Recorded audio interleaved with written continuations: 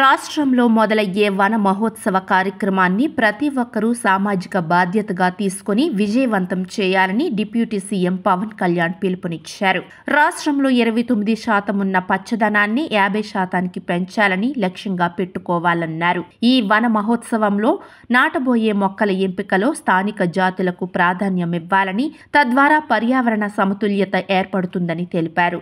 మన భౌగోళిక పరిస్థితులకు విరుద్ధంగా ఉండే మొక్కలను పెంచొద్దని, వాటి ద్వారా పలు అనారోగ్య సమస్యలు ఎదురవుతాయని అన్నారు. వేగంగా పెరిగే కోనోకార్పస్, 7 ఆకుల పాల, మడగాస్కర్ ఆల్మండ్, ఆస్ట్రేలియా తుమ్మ వంటి అన్యజాతుల మొక్కలు నాటొద్దన్నారు. వీటిని అరబ్ దేశాలు, మన దేశంలో పలు రాష్ట్రాలు నిషేధించాయని, కోనోకార్పస్ మొక్కలను పశువులు తినవు, పక్షులు, క్రిమికీటకాలు ఆశ్రయించవు.